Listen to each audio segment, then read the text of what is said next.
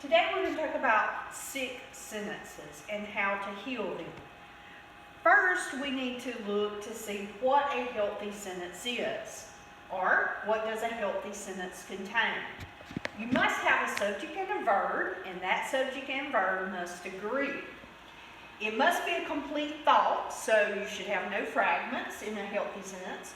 Sentences that are healthy should not run on or run into each other, and healthy sentences should have some parallel thoughts or ideas that are contained inside of them. That could be with adjectives or adverbs or pronouns or any other type of part of speech. Healthy sentences also should have correct punctuation and capitalization. Healthy sentences should avoid double negatives. And lastly, we're going to look at some healthy sentences that should handle misplaced modifiers correctly. The first idea we will look at is subject and verb, and then their agreement. What is a subject? It is the who or the what of the sentence. The verb is the action done by the subject. So in our example, Jan ran home. Jan is our subject, ran is the verb. The subject and verbs in a healthy sentence should agree. So if we look at our example, Susan plants the flowers. Susan is your subject, plants is your verb. Susan is singular, plants is a singular verb. Remember, verbs are singular with an S, verbs are plural without an S. Next, healthy sentences should be a complete thought, so you should have no fragments.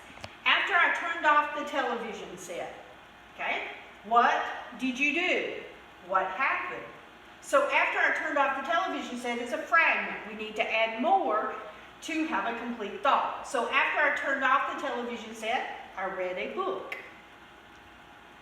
Our next idea is run-on sentences. Do not let healthy sentences run on or into another sentence.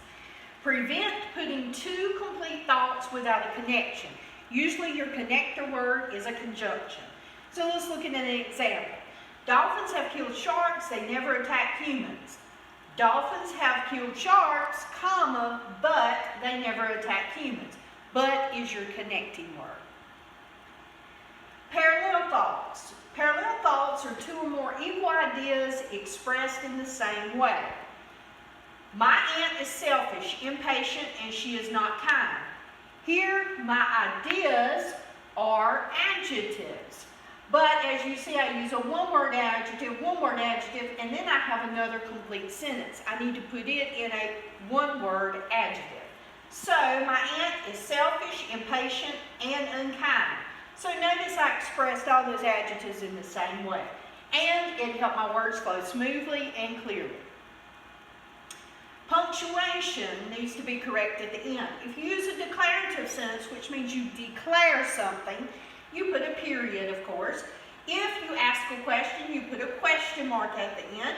And sentences with emotion base should have an exclamation at the end. These are in punctuations for healthy sentences. All sentences that are healthy begins with a capital letter. Avoid double negatives. Ideas should be expressed in negative ways, should be expressed or can be, but we cannot pair one negative with another. Your negative words are not, nothing, never, nowhere, nobody, and neither. So a sad sentence. I shouldn't go nowhere this weekend. Shouldn't and nowhere are two negatives, so that's a double negative. The happy sentence, I shouldn't go anywhere this weekend. And lastly, let's handle misplaced modifiers correctly. A modifier is separated from words or words that describes.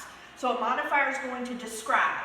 I'm going to New Orleans to visit my aunt on a train. On a train is your modifier, but it describes how I'm going, not where my aunt is or where I'm going to visit my aunt. So we need to correct this sick sentence. I am going on a train to New Orleans to visit my aunt. That is now a healthy, corrected sentence. Any questions about building better sentences? going to look at one of our activities that we do in class, and I'm going to use my son as my student. He is in the 11th grade. His name is Jeremiah, so he'll be a senior next year. Okay? And I want him, as one of our activities, to find the correct sentence. And he's going to grab some tape. The tape is to your right there. And when he finds a correct sentence, it should have an X on the back. And we're going to flip it over and tape it to the wall again. And we should have X's on the back of the correct sentences. So he's going to do a tic-tac-toe, either up and down, diagonal, or straight across.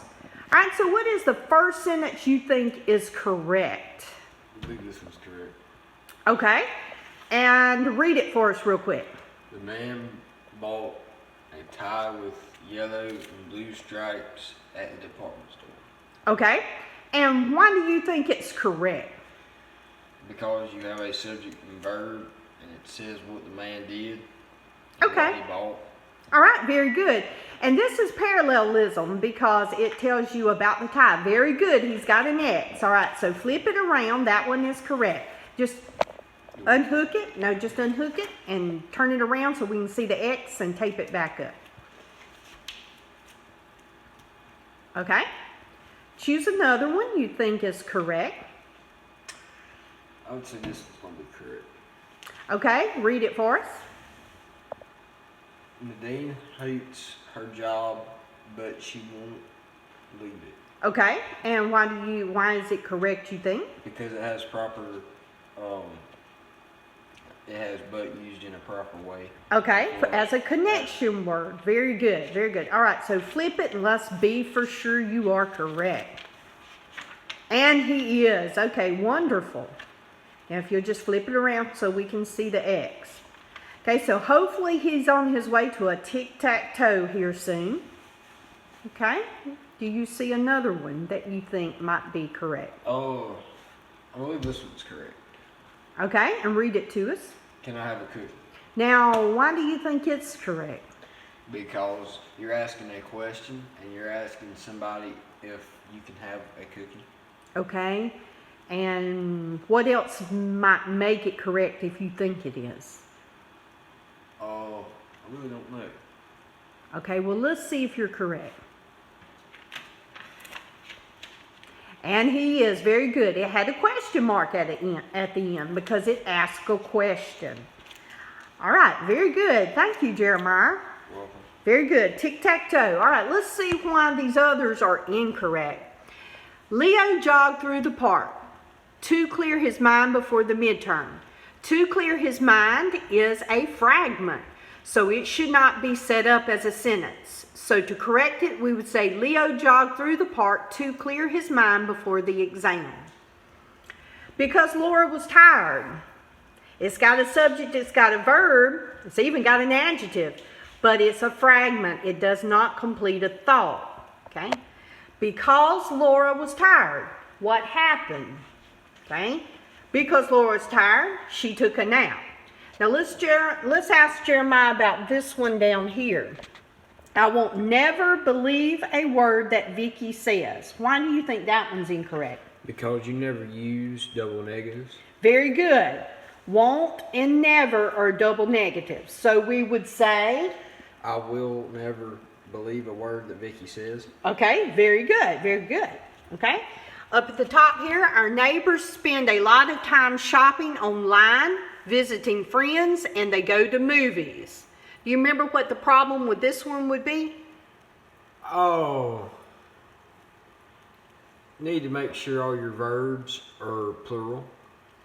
Okay, well, we got our verb plural because subject is neighbors, so our subject and verb does agree, but let's look at what they were doing. Very good. Shopping online, visiting friends, and they go to movies. We need to make all of that be expressed in the same way. So shopping online, visiting friends, and going to movies. Very good. All right, do you see what's wrong with this one? Roses and tulips works well together in a floral arrangement. Works is singular and it should be work. Very good. Okay, So roses and tulips are our subjects and they are plural, so we got to use a plural verb. Remember, plural verbs have no S. So it should be roses and tulips work well together. All right, and lastly, the roads are covered with ice. School has been canceled.